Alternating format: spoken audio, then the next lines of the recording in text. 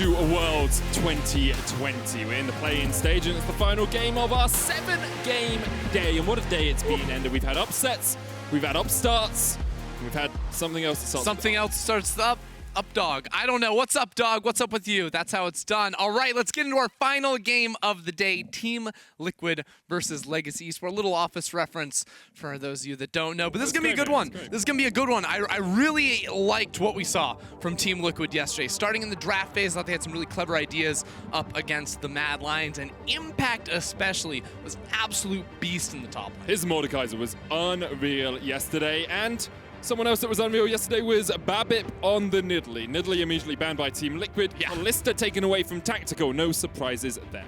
All right. How does this continue to evolve, though? Because we do know that Legacy love to play around top lane early. Topoon, of course, got his Camille yesterday next to Babip's Nidalee. But against Impact, that's going to be hard because Impact is a guy that can do so much when given so little. You know, Team Liquid don't always send a lot of players up to that lane, but he can be a hard one to shut down. And especially since we have seen a focus around Topoon for Legacy Esports. Like, they love to get into that lane early, they love to get him ahead and then utilize his advantage on the rest of the map. Yes, he does. All right, so now with Lilia taken away, we're getting rid of a lot of these AP farming junglers from Babip that seem to be all the rage these days. I wonder where Team Liquid go, because yesterday, of course, like the Lee Sin was the big pick that Broxah was fighting Shadow over, but I think that that was a very matchup-specific draft, and they haven't really shown their overall tendencies yet, which can be pretty strong coming into day two. You see Jack's currently pontificating, thinking about what he wants to draft for this team. It's going to be the Graves for Broxah to kick us off. All right, the Graves. This has been a pick that Broxah has definitely gone to in the past over in the LCS, and this opens up, of course, since it's physical damage, like Jensen has much more freedom to play those AP-type champions, but can be a bit of a brawler and doesn't reveal too much in the comp. One thing I do like when you see Graves, especially so early on, is getting a lot of zone control against him. He is low range, and if you see him, you know, he does a lot of damage when he gets in your face, but you can also lock him down. Picks like the Orianna have given him trouble. We've seen, especially over in the LEC. And Legacy looking currently for the Lucian, something we haven't seen. Well, we kind of saw a bunch on day one, and then it fell off a little bit today. We haven't seen it banned, haven't seen it picked too much, but instead, this game Evelyn time. Locked in. Is it Evelyn time? I mean, Lilia and Nidalee are banned. Lucian is picked. That usually means Evelyn is going to come on through. They don't necessarily have to go with Evelyn right here because there's already a jungle picked on the other side, but that should be the expectation. That would be my expectation, at least. At the moment, it is going to be Thresh instead. Hasn't been played too much by Ios. Ios actually has like an incredibly huge champion pool. He's played like Bard, Lux, Yuumi, Taric, Morgana, Soraka, Lulu, Thresh, Blitzcrank, Karma, Nautilus, Leona, and Braum, all in. So he's played literally everything? Pretty much every support apart from Set and Wukong. But Thresh is a pick that he is comfortable on. We've seen him on a couple of times throughout the course of the split. And now, I wouldn't be surprised at all by the Ashe. Gives you that utility, gives you good lane presence. And Tactical has proven more than enough times that he knows how to pilot the champ. Yeah, so what's the pairing for CoreJJ now? Because, I mean, would we do something like a Blitzcrank up against the Thresh? Can be a good matchup for sure, but you definitely usually see a lot of pairing of hard CC supports next to that Ashe. Bard. Like, his Bard is absolutely actually unstoppable. Ashe has safety in the lane. They're going to go for the Orianna for Jensen now instead, obviously prioritizing getting a strong mid lane pick for Jensen, but I would have loved to see Bard come out there for CoreJJ, only because I've talked to a lot of my North American colleagues and I've watched some CoreJJ Bard. It is a delight, to be sure. It seems like there's like two different types of these roaming supports, and all our supports are going to be good, like the Thresh and the Nautilus roaming around the map, the really top tier ones. They've got that Bard in the mix as well, and we've got a Ziggs now.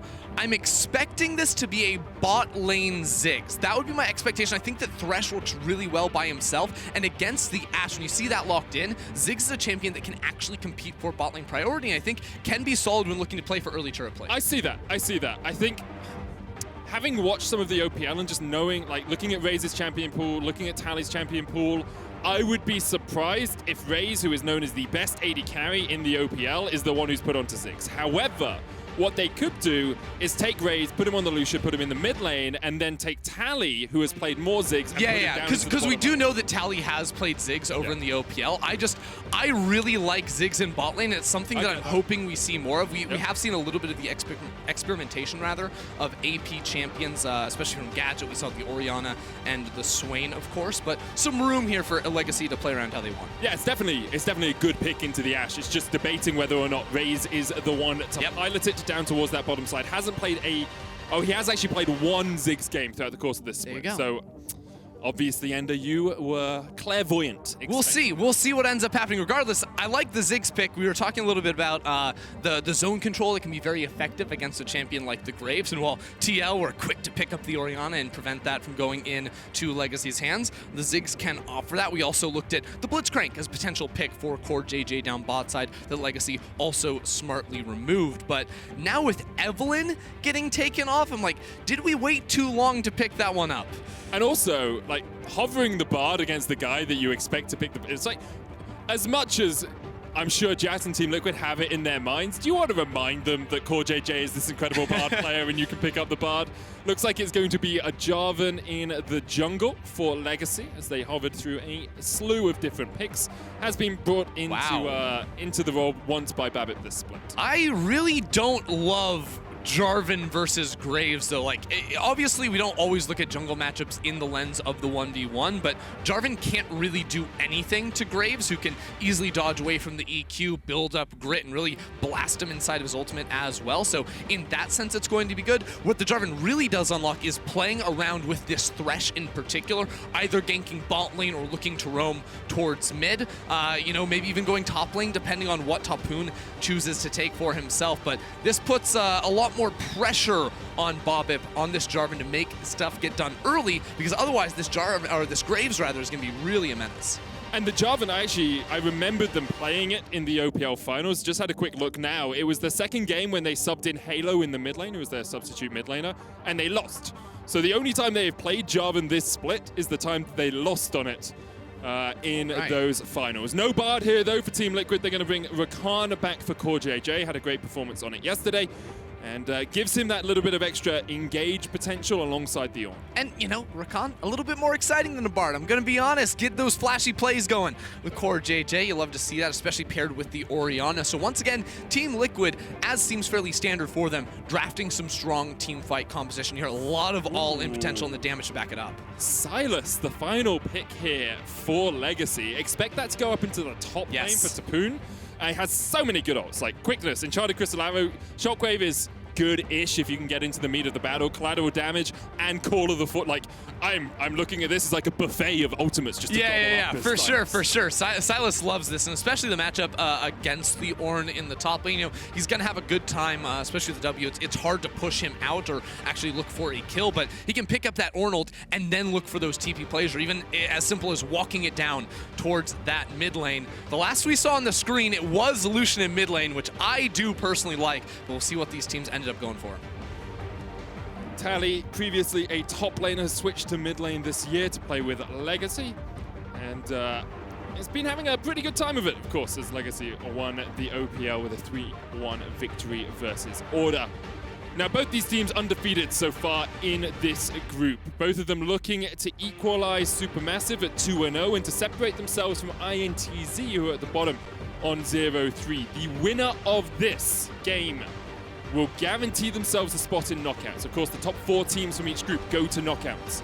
And if you win this and you are 2-0, you cannot lose 3 more games. And INTZ are sitting at 0-3, so they cannot catch up with you. Yeah, so this game, obviously a big deal for these two teams. I'm a little surprised, honestly, coming out of the draft phase to see how these two teams attacked it, because I feel like Team Liquid didn't really put too much pressure on themselves to get a lot done early on. They have some solid lanes, some good blind picks, of course, and Graves is going to be farming up a store. I do feel like there is pressure over on the side of Legacy, especially Babip on the jungle with the J4, making plays around strong early lanes to play for turret plates and, of course, those kills. I mean, historically, Legacy have looked to the top lane, and Babip has looked to the top lane to try and get Topoon ahead and then utilize that advantage. Now, the Sylas Ornn matchup is not one I've seen a huge amount. Is there the possibility that they can try and shut down Impact early on? Yeah, so I do think if Ornn does get pushed in that lane and you set up the lane so that he has a long way to run to his tower, you can gank there. But I think, especially for Rakan, Lucian in mid and Ziggs Thresh down bot side, I would actually like to see more pressure put around those areas to unlock support to roam with the jungler. I know it's not necessarily the legacy bread and butter, but the way they have drafted is exactly what they are saying. They want to play through that combination to support Tally and Raes hitting these turrets early. And we just have a pause as we jump straight on into the game, so we'll get that sorted and then get back on into the action. It's been a great day of League of Legends. I've loved it. Like, we'll talk more about Team Liquid and Legacy as we go throughout the course of this game. But let's just talk about like what we've seen today. And like, sure. LGD lost to Rainbow 7, which is just, that's mind-blowing. LGD are 0-2 in the group. Mad Lions got knocked down by Supermassive in the game that we just watched. Unicorns of Love look incredibly strong. We saw Legacy beat INTZ earlier today. Like, it feels that this play-ins is the closest in terms of skill level across the board that it's ever been. Yeah, and when you look at it, it's like, okay, the LPL and LEC are now sending their 4th seeds into play-ins, which does mix things up, but we're looking at groups now, and this Group A in particular, where Team Liquid look to be the favorites with Supermassive as the team to chase them. Of course, this game is the opportunity for Legacy to also put themselves into the conversation. Just to win against INTZ is not enough to prove yourself in the play-in stage. And I will say, if Legacy, like the expectation is here, Legacy should be on the back foot the entire game. Like Team Liquid, they are clear favorites in this game, especially after their showing yesterday against Mad Lions. They'll probably play the early game relatively slow. That's the Team Liquid way. And then when we get to team fights, when we get to coordinated map play, that's where Team Liquid really come online. Yeah, and the team fights especially. You look at Ornn, Graves, Orianna, Ashe, Rakan. Like, it is a very clear story over here for Team Liquid, who seem to have lasered in on a couple of styles that they want to play. Of course, yesterday they had the global options, right, with the Mordekaiser and the TF to really collapse and hit side lanes hard. Today they said, look, Legacy, we're not worried about them early on. We're going to get through the lane phase. Don't, make things too complicated. We're just going to get to those team fights. And yeah, I like the cohesiveness I've seen from this comp. It's just works so well together. And when you have the Call of the Forge God coming in from the side and the Rakan jumping onto the back line, it's going to be very difficult for Legacy to reposition around. You do have some mobility. You've got the Lucian who can dash. You've got the Jarvan who can reposition in the middle of a fight. And the Lantern, I feel. The Lantern coming out from Isles on this Thresh could be defining in some of these team fights. Because if a Call of the Forge God comes down and then you're able to Lantern someone out before the quickness can follow up, before the arrow can follow up, you negate so much of that engage potential. Yeah, I mean, I think the Lantern is going to be a really big deal, as you mentioned. And Thresh in particular, this is a game where we're going to have to see Legacy really unlock Isles to make plays around the map with their Jarvan. Because, I mean, we briefly hit on this earlier, but if you look in the jungle, you're getting outscaled in that regard. If you're looking at Orianna versus Lucian, while Lucian's scaling is not terrible, when you consider what they have to offer to team fights, you're always going to err on the side of that Orianna. And even Ziggs' damage can be fairly unreliable in team fights if it's not paired up really well with either the Jarvan ult or a stolen, really big wombo ulti that Sylas can go ahead and find for himself. So we're always going to err towards the side of Team Liquid the later we get into this game, I feel. But, of course, Legacy have the options with the Jarvan and the Thresh to unlock more plays early on. It's a mountain for Legacy to climb. Historically, the OPL has not done incredibly well when it comes to Worlds and international performance. Last year, Bombers went out of MSI play-ins. Mammoth lost their tiebreaker in the playing groups to Unicorns of Love and were knocked out. I mean, Legacy, the last time they were at the world stage was 2014 when we still had the international wildcard tournament, and they bombed out of that as well. Yeah. So the OPL, it seems like every time we come to Worlds and when we come to international tournaments, they are like, maybe this year, maybe this year, maybe this year. And after their first performance, I have a little bit of hope in them, but this is the game that will really define whether the OPL have come to fight. Yeah, it's always a big matchup here for OS to finally try and take down North America. I remember the best pregame speech of all time, the best I have ever heard, was 2017 Worlds play-ins. And it was Direwolves playing against Cloud9, and I believe it was the owner of the Direwolves who came up on stage and gave this long speech about how the Direwolves were like native to North America and now they're finally going to return and they have to take what they want, and they didn't pull it out in the end. Yep. But it was intense. So these teams are always looking to put themselves up against top contenders from the larger regions, and this is now Legacy's chance to do the same. Of course, we do apologize for the pause. We'll be back on into the game as soon as everything is rectified. Originally, it was CoreJJ who had an issue with some of his settings, and now it looks like one of the legacy players is seeing some attention. In fact, I thought I had an announcement for you, but they have moved the auto queue away from where it was. There's no announcement. There is an announcement. Team Liquid's CoreJJ and Mad's Tally reported an in-game issue that we are currently investigating. So there we are. It's not Mad's Tally, it's Legacy's Tally. He might be mad about it. I think what happened there is, it goes to show, they could put anything up on that auto queue and I would probably read it out word for word. But yeah, Legacy. That's how the writers get their revenge, right? Is they just start putting like confusing things in the prompter. You know, you get to read something and it's like, oh, I didn't write that. Delete it instantly. And oh, that's true, actually. Yeah. Evan, if you're listening, please don't do that. Hey, I'm saying, Evan, that's pretty sus. Okay, it's pretty suspect.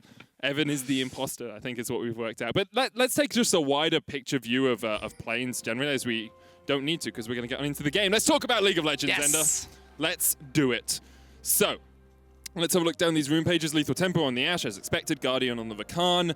Press the attack, Lucian. You tend to see that in the mid lane. But then Conqueror Jarvan is like, I can understand it, but it feels a little bit aggressive to me. You could also go for something a little bit more tanky. Yeah, so I think the two options you usually see on Jarvan are either the Conqueror or the Electrocute. And I think we've seen a lot more people go towards the Conqueror for the sustained fight. Yeah. Electrocute, after some nerfs a long time ago, is just more frowned upon by junglers with lower damage and lower cooldown. You're not spamming out ganks in pro games, so you might as well go for that Conqueror. And it also means you have easy access into Legend Tenacity, the rune choice that'll be very effective against an Ashe later. So there is a ward that Team Liquid have just walked over that the sweeper did not spot. So Legacy know this is happening, and they know that Broxah is in their jungle. Babip has started on the top side of the map. Wonder if he's going to try and EQ. He's going to go red here. to blue. Yeah, is he spotted on this ward? Yeah, yeah, he should be on that one. Yep. So the reason why I think this is a really good play from Team Liquid is because I always think the Babip's plan was actually going to be to go red to blue right off the bat here. It's something you can do. Level 1 on Jarvan, you don't really have that many tools to fight, but level 2, hop over the wall and go for that one. So now the map is going to be fully split. This also provides a lot of protection for Tactical and CoreJJ on the bottom side, but Impact will have to make sure this lane doesn't start pushing away from him. And I think it's in a good position to hold right here, so he doesn't have to worry about a Jarvan. Topoon hits 2 first, going to abscond, abduct in. Ooh. There's quite a bit of damage. Kingslayer, of course, healing Topoon up at the start of that fight. Yeah, but look at that grass proc from Impact. He's level 1 and got a whole chunk out of Topoon on the way out there, so he's going to be feeling fine with that one. Now, one of the things we mentioned in draft was like early pressure from lanes from Legacy to back up this Jarvan on the invades. Another reason why I think dodging out from Babip early on is going to be good, but because there's pushing lanes, it makes it harder for Babip to actually find a gank. Top lane, he can't go there. Mid lane, he can't really find a move either, but Topoon, holy! So this is where Legacy get their advantages. Topoon is a monster, and I was wondering when I watched their games whether he would be a monster on an international level as well, or whether he was just a big fish in a small pond. And it looks like with these initial trades, he could be at a level where he can challenge Impact. Yeah, we'll keep our eye on it as we go into this game, because it's one thing to take some good trades in a lane matchup. It's a whole other to be able to have that same influence of stealing those big ultimates later on in the game too. Is heavy trading around mid, and there might even be an opportunity for Broxah. I don't think you actually commit here because, of course, Tally could just walk into the river and then all of a sudden there's a Jarvan, but that Jarvan's looking for a dive top. Impact is going to clear out the way with the Bellows Breath, gets a knock-up onto Topoon, but here comes Babip. Impact with an early flash to get out. Summoner burnt there on the Ornn, and now Broxah is sitting around the middle lane, looking to see if he can catch out Tally. Yeah, now that they saw Babip, he can go for this play. He wasn't going to originally, but it is open to them now. Still a flash and a dash for Tally. Should mean no kill opportunity, but we're back for round 2, Medic. There's only 3 minions here, though. One is going to get cleared out as Babip tries to get in, and Impact done a good job just of slowing up the Jarvan, and has a little chuckle as he watches him walk away. Yeah, Babip thought he could make something happen there, but I think the previous gank Impact had committed forward with the E, which made it a little bit easy to line up that EQ, force the flash away. And now Broxah will be back off of the reset. And this is something that is less than ideal when you're playing an early game ganking jungler, is if the opposition is recalling before you, it actually reduces a lot of the time where you can make plays. You know, he doesn't want to walk into mid lane on low HP when Tally is going to be low as well, because it's a very easy answer for Broxah. Topoon trading onto Impact once again. Just a couple more auto attacks would be enough, but the saving charge is saved. Impact will get away. Tally's recall was stopped. That's so good. Broxah's going to keep going. Oh no, it's so doomed for Tally this whole wave. It might be kill. Broxah smoke screen misses the end of the line. Tally has to burn his flash. But it's a flash on top. It's not even just delaying the reset, forcing a TP out of Tally. Like, that is an entire minion wave denied in mid. Tally had a CS advantage, but because of the delayed time, Jensen has now come ahead in CS in a losing matchup. And also doesn't have to teleport back to the lane. You can see Tally just used his as a pickaxe in that lane now. Topoon's going to work his way back towards the top lane, and Broxah has total control of this top side of the map. I want to see if Legacy can get a deep ward inside that bot lane, because Topoon has his teleport and Babip is on the bottom side of the map. You have the Lantern now to work with these lane gank plays. Also a blasting cone for Babip to hop over the wall on, but this is something Team Liquid's bot lane is going to be aware of. You see CoreJJ, he doesn't have a ward because he went for the level 1 sweeper, so he's being a human ward in that bush. With his mobility, he's pretty safe to go ahead and step up for that. It's something Team Liquid did so well against Mad Lions yesterday as well. The ability just to step forward, understand where your opponents are. Tally's going to get forced away here. Ouch. Has to dodge away because that shockwave is available for Jensen. Exactly, it's the level 6 difference. We saw before the reset, Tally able to play a little bit more aggressively there. Now Babip is just around to help push out this wave. Babip always going to be on vision too. I mean, right now he's obviously revealing himself, but there's double control wards in this topside jungle, and Jensen might look for the ult. Stepping forward. Ooh. I think what he was trying to do, so you can see where the Demacian standard is, right? Just between those two minions. Jensen deliberately towards this. Tally gets hit with the shockwave. Broxah trying to trade onto him. Babip in the way. Here comes the TP. Jensen flashes away, and now that teleport is going to be burnt for nothing. Topoon unable to get into the fight. It's a disaster for Legacy right there. Not only does Tally go down, but the one advantage they had with the teleport is gone too, as you rightly mentioned. Jensen punishes the flashless Tally, and Broxah, like the slow motion of the end of the line returning his Tally, has absolutely nothing he can do against it. It was brutal. And already Team Liquid getting out to an early lead. 700 gold ahead, and we wondered whether the OPL could challenge against the LCS. Well, right now, LCS is having a field day. This is just, oh, you hate to see it, you really do. And Broxah gets the line up against the wall. Babip unable to answer with Jensen's good flash to escape from that. It's starting to look grim for Legacy, because again, while it is just a kill, remember, by going for the Jarvan in the jungle, by, you know, taking Lucian in mid, you were supposed to come out with an advantage, and to lose that 2v2 is deadly. It's just all of those incremental advantages that a team like Team Liquid will snowball off, right? They will take those small bits and they'll make 100 gold into 1,000. They'll make a plate into a tower. They'll make a first dragon into a soul, right? It's what Team Liquid do so well. They are not the most aggressive team. They are not the bloodiest team, but instead, they are a team that will take those small leads, snowball them away from you, and then beat you in team fights. Speaking of those team fights, Tactical has reached level 6, so has access to the arrow, and has been completely uncontested in this bottom lane. Because of the early swap, Broxah split the map, and now it's split once again. Jensen picks up the blue buff and full control for Team Liquid around the bottom side of the map. I would not be surprised to see that turn into an Ocean Drake very soon for Legacy. I don't really feel like, or rather for Team Liquid, because I don't feel like Legacy have a lot of firepower around it. You see as well, Impact's just able to roam away from that top lane. Topoon hasn't got to the Hextech Revolver yet, assuming he's building up towards a Protobelt with a Kindle Gem. Catalyst of Aeon's already finished on Impact, means that he is very healthy in some of these lanes. And ooh, look at this. Babip is running over to get that blue buff trade. It is delayed though, and Broxah is going to be done with this red buff soon. Going over the ward, good hook. Good hook onto CoreJJ. He's going to bring him back underneath the tower, but the power of Rakan is his ability to battle dance away. And Babip, instead of going for blue, has decided Rift Herald is the play.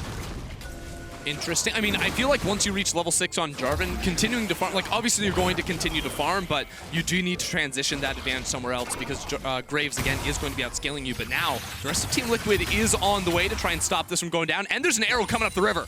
Trying to Crystal Arrow. Goes wide. Oh. But the shockwave was available for Jensen. Instead, just chucked a little bit of damage down. Rift Herald secured. Topoon trying to get onto Impact. Oh, Impact! Knock up. Jensen still stepping forward. The saving charge does not connect. Impact still chasing Topoon down here. Tally's going to try and turn it back around, but Impact's so tanky. Shockwave stolen away by Topoon. There's the culling onto Jensen. Topoon goes in. Shockwave hits 2, but it's not enough as Team Liquid to take a kill. And now CoreJJ has the flank position, has the quickness, and he's going there it is. Trying to get onto Babip. Now turning his attention to Tally. Can't land it with the grand entrance. Babip forced away, and Tally is all on his lonesome underneath the tower, but there's not a minion wave here yet. Medic, I think I know how this one ends. Tally's trying to clear away the minions, but there's 4 members of Team Liquid here. There is the shockwave, and there goes Tally. 3-0 already for Team Liquid, a 2,000 gold lead. And Broxah is hard smurfing in this game. Yeah, I mean, 3 kills picking up all of those right there. Let's not forget Impact's 3-man ulti. The follow-up wasn't able to helping him smurf, but Ender as a jungle main, you know, you take those. Yeah, you absolutely do. You know, poor Babip's just trying to get the objective for his team, but Team Liquid, they have the team fight. They have the long-range engage. We saw the Ornn ulti there, the Ashe arrow as well will be coming in later, and that is something Legacy do not want to deal with. You don't want to take the full 5v5s, and that Rift Herald was just a giant magnet for TL. And once again, it's not the key focus, but I want to praise Tactical for a second here, because CoreJJ was in top lane. Tactical is here, still on the same amount of CS as his lane opponent in a 2v1, and it's the power not only of Tactical being a very good player, but also the Ashe just gives you that much more safety. You can stand a mile back and chuck out volleys and keep yourself pretty safe. Broxah now looking for a gank in the top lane. Topoon hasn't really had the impact that Legacy would have wanted him to so far on this Sylas. He jumps onto Broxah, steals away the collateral damage. There's a lot of work, but Topoon will fall once again as Broxah just needs the final auto attack. And just quickly trying to reload there. Babip in the jungle for Jensen. Jumps onto Jensen. Jensen doesn't quite have flash back up yet. There's a Cataclysm, and Jensen will go down. First kill of the game to Legacy. That is a good look, though, for Legacy. And Babip, we've been waiting for him to make a play on this Jarvan. It came a little bit late, but they still find Jensen inside the jungle and also deny him that blue buff. So a nice pickup. This is going to be multiple plates going over solo to Impact. Oh, there's a Rift Herald available for Babip in the mid lane, though, so they're going to try and trade this as effectively as they can. Their goal would be to take this first plate down Look at this. There could be a fight. Jensen will spawn in 5 seconds and has teleport. CoreJJ is around. His ultimate just barely about to come up. It looks like Legacy are being patient. They're being apprehensive about the possibility of a roam, so they back away. Just get the 2.5 plates. Yeah, Legacy have also done a good job of keeping consistent vision inside of Team Liquid's jungle. It hasn't always saved them. You know, Broxah was still able to sneak up topside for that gank, but they were able to see Tactical and CoreJJ on the approach towards mid. So let's take another quick stock of where we are in terms of game state. 2,000 gold lead for Team Liquid, 12 minutes in. 4-1 is the score. Broxah with all 4 of those kills for TL. Legacy are starting to get towards their first items. You can see Manamune stacking up on Tally, Seraph's Embrace complete on Raes. Photo belt on its way for Topoon, but not quite there yet. Team Liquid are about to get the first dragon of the game. It's an ocean for them, and a cloud next up. So Soul is either Infernal or Mountain. Right now Jensen has push, and they see Babip inside the jungle. I would almost like to see Jensen try to use this push to then create some pressure down towards bot side, but I think he wants to go back to base. Might have enough to finish off that Seraph's Embrace. One thing we haven't seen Legacy really commit to is roaming Isles and Babip around the map together. It's not something they did a lot of in the OPL, but if they want to take full advantage in this mid game, they have to find that combination to make plays, because Team Liquid are looking a lot more coordinated so far in the early stages. And Topoon is really just struggling against Impact right now in the top lane. He had a good few early trades, and he can trade effectively against him, but the problem has been it hasn't just been Impact in the top lane. It's been Broxah, it's been Jensen, it's been CoreJJ. Topoon has just been set behind. At the moment. Broxah wins these. Yes, he does. Babip's going to face check straight into him and realize he doesn't want a piece of that at all. Tally locked up with the shockwave. Jensen trying to try and put some extra damage down with the command attack. Boom! Collateral damage from across the wall finds his 5th kill of the game. I mean, Babip's right there, but Broxah won't let him save the day. Babip now being forced out of his own jungle while Jensen hits the mid lane turret. It is doomed. It is looking real doomed for Legacy. Team Liquid with pressure all over the map. The only lane that really is not in favor of Team Liquid so far is that bottom lane. It's pretty much even. You can see even if Topoon can find Broxah by himself, just can't do enough damage, just can't take down the Graves. The True Grit working so well for Broxah. I mean, and look at Isles on the minimap. He's just bouncing back and forth. He's like, do I go top? Can I make something happen? Do I go back bot? Like, he hasn't been able to find any roam, and while CoreJJ has only found 1 assist, he has constantly been moving towards mid lane and helping create a lot of pressure. Now, Raes might not even be able to farm underneath the tower, because CoreJJ is going to be able to cut him off at the pass. Look at how far Tally is behind at the moment. Like, he's 96 CS.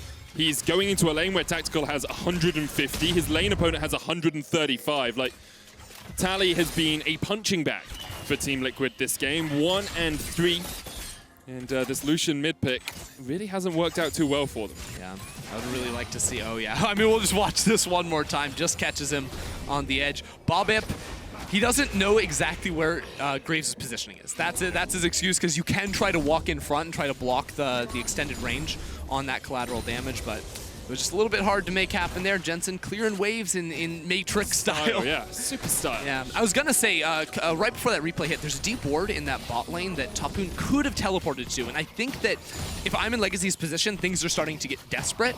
I would have liked to see them try to force the issue a bit, but you have to figure out a way to force it when Broxah isn't around, because if he's ever in the equation, he's just going to tear through you. He's got a 500 gold bounty right now. Tally almost goes down to the collateral damage. The shield from the Lantern will keep him safe for the moment, but here's Jensen. Did have the shockwave, decided not to use it. Babip forced him away. The shockwave comes out, and there's the flash from the Jarvan. Meanwhile, that tower is chunking away at the minions, yet to be taken, but will be short to fall, you have to feel. But it's just total dominance from Team Liquid. Don't even let him near the tower. Deny the CS, deny everything, steal away jungle camps.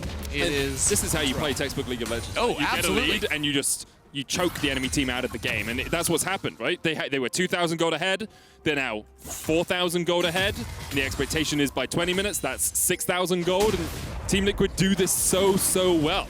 But it's just so demoralizing. You press tab and you see Broxah's 5-0 with a Warrior and a Black Cleaver 15 minutes. Like, Turret Plates just went down. What did he do to deserve this? He got 5 kills. Farmed enemy champions. Yeah, it worked out very well for him. Looks like Raes just chucked out his ultimate to try to steal the blue. Did it work? I can't tell. Broxah doesn't have it. No, I think Jensen might have picked it up. I only saw it on the minimap, so it was very hard to tell. No, didn't happen. A shame for Raes, but only a small slight, considering the magnitude of deficit they are in right now. Broxah is going to get the second Rift out of the game. First, of course, was secured by Babip with a nice little play as Broxah is stealing his blue. But this will be able to open up that mid lane. That's the one benefit I guess Legacy have, is it's actually quite hard to siege against the Ziggs, because the Ziggs just like hextech minefield, a couple of bombs, the wave is cleared. Sure. So the Rift Herald gives you that opportunity just to take a tower a lot easier. Yeah, I think later on when we get into the game, like TL might actually start committing ultimates like the Orianna shockwave, the Ornn ultimate as well, to try and zone that Ziggs away from the tower, because I agree, like the wave clear can be pretty hard to break through. But Team Liquid have so many options. That's the crazy thing now, is Cloud Drake rather is going to be spawning for that reduced ultimate CDR. And now, here comes Arrow in the mid. That'll just instantly break the tower. It's just above half HP. Boom. Oh, you said instantly, Ender. Yeah, it was like your instantly, give or take. Were incorrect. There's oh the no! Onto oh, the combo! Into the knock-up. Babip's calculations on how long he could survive were also incorrect. It was just the calm before the storm. You know, they needed the extra 1-2 auto attack, and well, Babip died even faster than the tower. Broxah's still 100% kill participation. It's his first kill that he hasn't got himself this game, though. You know, it's very kind, Mr. Broxah. Back when he was in the LEC, we used to have a little phrase. It was thank Mr. Broxah. Thank Mr. Broxah. He comes to your lane, he blesses you with a kill. A lot of thanking for Broxah in this game, I feel like, for the carry. Oh, CoreJJ and Tactical here looking for a flank position on Topoon. Jensen's on the chase, 2-level advantage for Jensen. And Topoon doesn't have a good ultimate to steal out of the ones available to him. An arrow might help, but you can only lock up one of the 3 opponents. The shockwave misses. Jensen has a little bit of a sad B as Topoon. No, that was Topoon's shockwave. He was using it to clear the wave. He stole it. Yeah, that's what I was saying, but his shockwave missed. Yeah. Here we go. Got another fight in the bot lane. Deary me, and Tally able to dodge away from the call of the Forge God. Guys, this is one of those games where if I was playing in it, I'd be surrendering. Because there's no way I'm Team Liquid side, that's way too coordinated for my own gameplay. But yeah, this one is all done but the Nexus falling. Unless Legacy can find something miraculous and Team Liquid throw a few kills their way.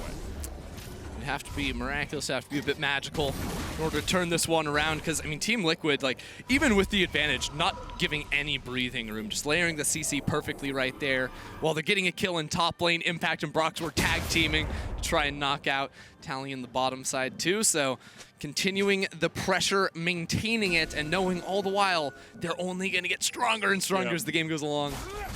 CoreJJ just continuing to step forward here. That's what I love about him. He kind of reminds me a bit of Hylissang, although he doesn't int as much, which is he gets into the enemy jungle, he gets wards down, he is a nuisance constantly on the map, and he stops the enemy team from ever feeling safe. And that's what really good support can do. Baron up in about 16 seconds. Team Liquid could do it really quickly. You've got a really fed Broxah. You have an Ashe as your AD carry and a tank. So if you wanted, you could go for that 20-minute Baron. It's not the typical Team Liquid style. Instead, they're just going to try and draw Legacy around the map, clear out as much vision as possible, and then look for some of these objectives. Yeah, you just deny them everything you possibly can. And if Legacy ever overstep, they're going to get instantly jumped on with all the long-range CC. It is a really well put together composition. You know, we used to have Jat stats, now we have Jat drafts, and they're looking real good. I grade it an A+. You give it an A+? An A+. That's a super high level for a draft. I mean, it's just a good draft. It's true. It's true. It's working out well for Team Liquid right now as they continue to control this top side of the jungle. And I think as they are just looking for these towers, trying to chip away as much as they can. CoreJJ may be going for a flank here, but as soon as he's on the control ward, I doubt he'll go for the full There's a fight in the bot lane. Yeah, Impact's going to kill Tally. That's about it. That's all you can call. The Call of the Forge God into the clapback. I was expecting the assassin tank backline mage AD carry. The flowers call. Here we go. Let's see if Babip. Every time you step past that first brush, and I'm like, he's gonna die. The tower's going to go down. CoreJJ does have the quickness here. Topoon's going to steal it away and charm CoreJJ out of going for the full engage.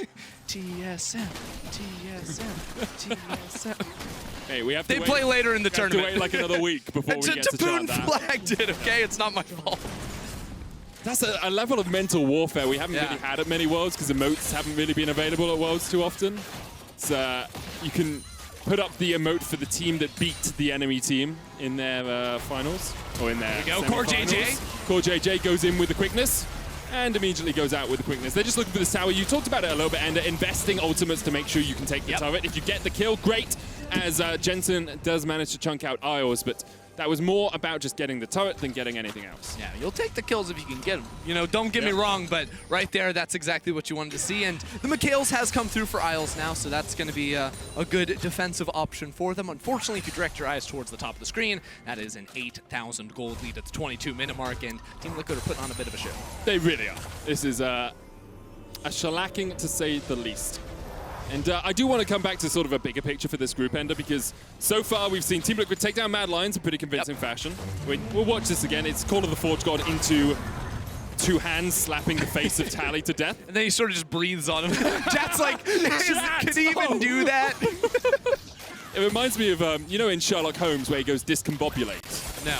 Okay, so in Sherlock Holmes' Game of Shadows, Robert Downey Jr. does the whole thing. He's Sherlock Holmes. He does this whole thing where he plans out a fight in advance. As Babip CoreJJ is going to be able to get out. Topoon there as well. Call of the Forge God coming out as Team Liquid look to see if they can re-engage. Don't really quite find it. Yeah, Impact misses the knockup. Yeah, but he plans out the whole fight and then he says discombobulate and hits the guy on either side of his head. Right. That would discombobulate you, by the way. Yeah.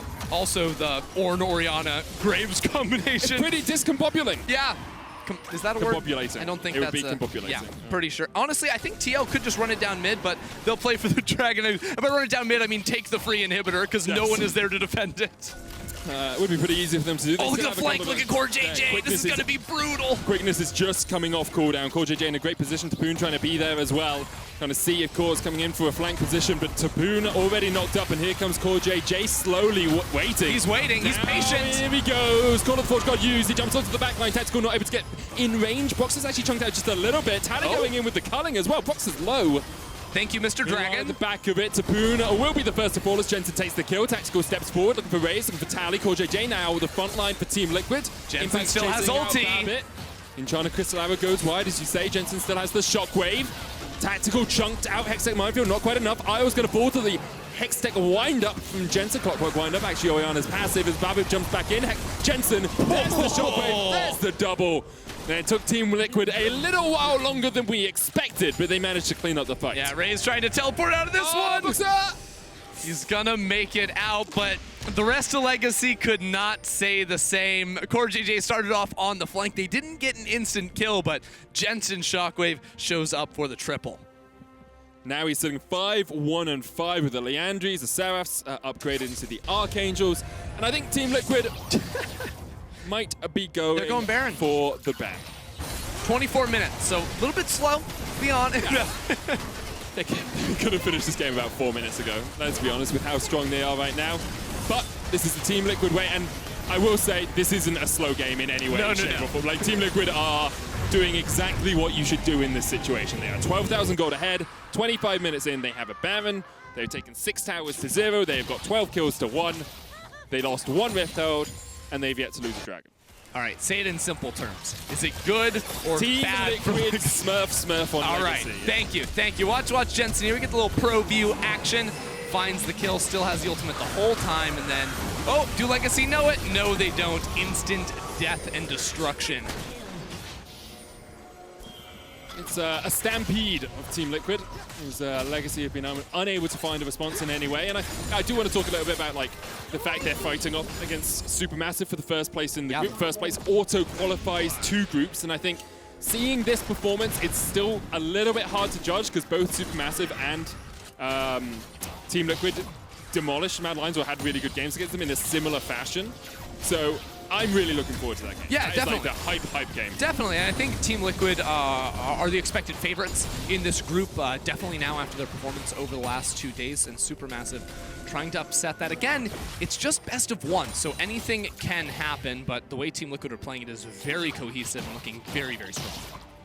Right now pushing in this top lane, there's a cannon minion here, and there goes the Shurelius looking for the chase. Impact's just going to put his body between the turret and the rest of Team Liquid. There goes the first inhibitor.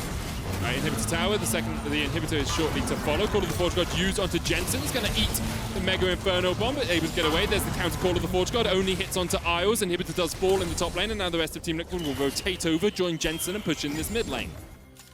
1 inhibitor falls, the next on the cards, and the ulti down for Topoon. Still a long cooldown before level 16 mark. Raes, the instant Mikhail's well played by Isles, but not well played enough to stay or to keep this inhibitor alive. Yeah, I don't think Isles could do anything right now by himself to keep the inhibitor alive. But it was good Mikhail's. He's a support, he did what he could.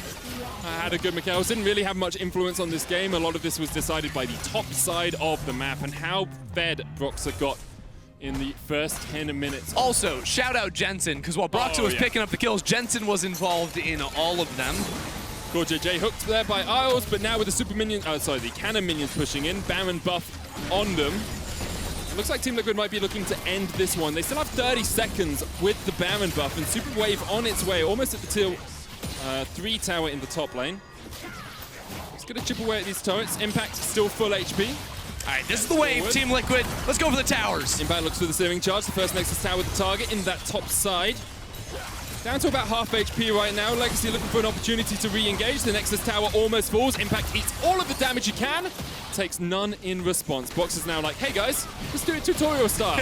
I've been watching a lot of Bob Ross. I like to paint by numbers. I want to take this bot lane inhibitor.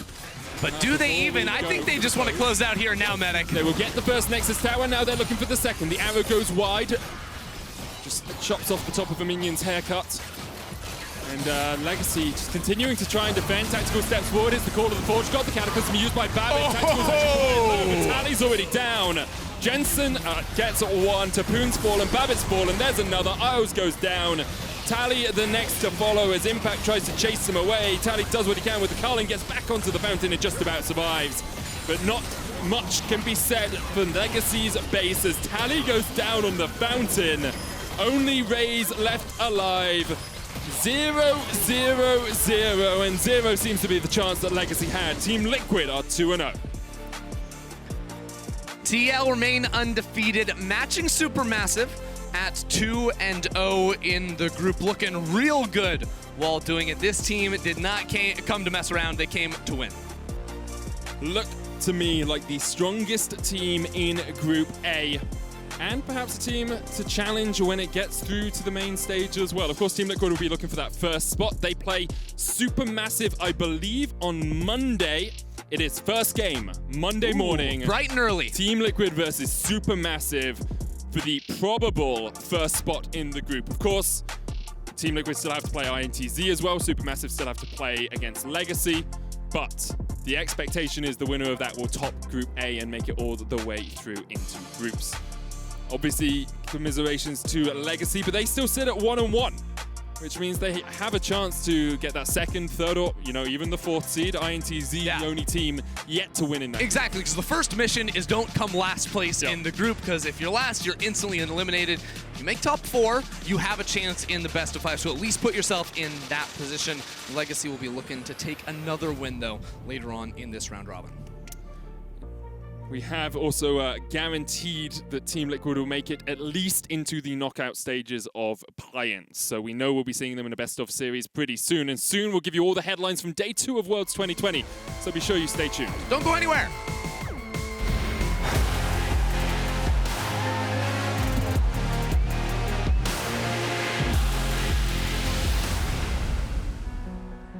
Greatness accepts no lag, no delay.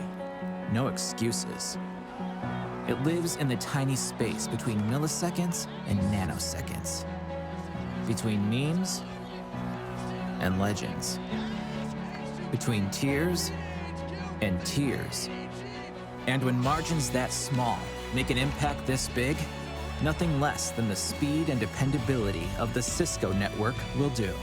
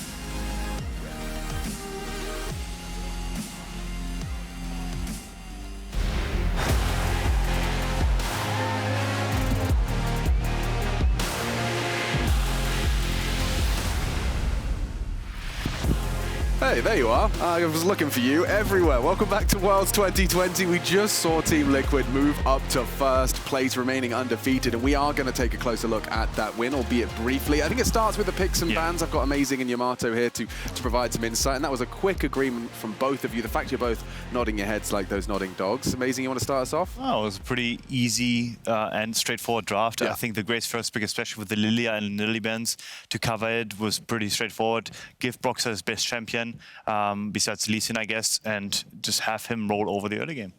And then on top of that, you know, just adding to the play and the approach to the game, the only potential weakness was the Lucian Orianna matchup. Graves spent all of his time there. Jarvan was trying to gank the Ornn for some reason, and then after Orianna's head against Lucian, he's just put in the grave right away because Jarvan can't really contest the Graves ever in the game, so Orianna just kept the mid-prio and Graves just took over the entire jungle.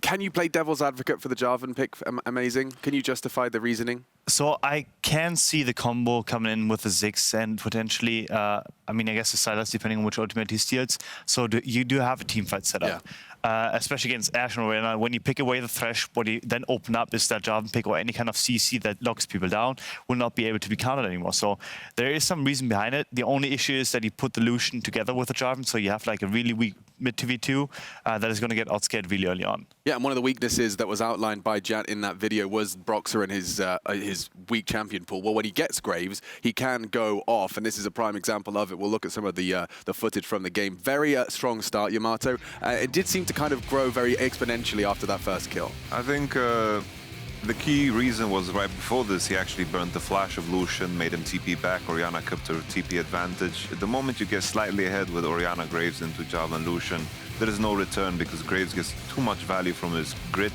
He gets too much armor. Orianna can also itemize into Ziggs' armor, but he didn't even need to because he was so strong in his game. And Graves recognized his job very clearly in this game, that he just needed to stay in that jungle, make sure that Orianna can push, and Jarvan just is just locked down. Yeah, what I like about Broxah, and I guess he has faced a lot of criticism over the years, especially recently, I think, like because of his weak champion pool, because of his playstyle that's kind of like archaic to a certain extent, is that he's actually a control jungle. He will, when he's put in a position where his lanes are actually catering to him and they play at his pace, he's controlling every game from the very get-go to the very end. And I think that's something, there's beauty in that, to play slow-paced and actually play right in that. Right, I mean, you know, I heard Ender and Medic saying, oh, they could have finished a couple of minutes earlier, but, you know, the reality of it is, is a win's a win, and doing so, reducing your margin for error to 0, I think that sounds like the right way to be doing it. I'd consider that a dominating win for Team Liquid. And actually bringing up the standings is an interesting way to continue this conversation. Team Liquid, top team of Group A, Unicorns of Love leading Group B, and okay, red flags for LGD. So breathe this one in. Supermassive, they came in with no info. It was 0-0 at the start of the day. Now they're at the tippy top of Group A. Unicorns of Love, the same goes for them, Yamato. We've had a pretty impressive debut from both of them. Yeah, for sure. I think if we look at the unit of measurement, is like how hard did Team Liquid and Supermassive beat Mad Lions. Supermassive was way more convincing. This is not a very good metric to go by, but that matchup is going to be super exciting. After Unicorns of Love took down PSG, it feels like the winner has already been crowned on the other side of that group. Yeah, okay, fair play. Fair play, looking down that list as well. We are also joined by a familiar face. Tigres is calling in from LA, who will be hosting Worlds Cooldown in a few minutes. I see you materializing behind me. Hello. We're making fake virtual eye contact. Hello. Nice to meet you. So let's start this off. Nice to meet you as well. Could you give us a tease of what the viewers can expect just coming into what has been an interesting second day? Yeah, so first and foremost, we do have the backs of our sleepy citizens when it comes to summarizing the games that we all just experienced. But I do have Raes and Spawn joining me as well to talk over some of the big takeaways, including the 0-2 start for LGD, new teams taking the reins in Group B. We also have some players that we personally want to highlight. And then I know you're going to miss her, but we're stealing some of Laura's time so that we can get some words from none other than Tactical. Oh man, I'm excited to see more from Laura and excited to see more from yourself. It does sound like we've got a bit of an audio issue there, so we'll take a quick break and we'll be jumping back in with yourself. Tigres, Raes, Spawn, don't you go anywhere. Okay, they're sneaking. Okay, it's a whole thing. I'm gonna do a cartwheel now. What do you think?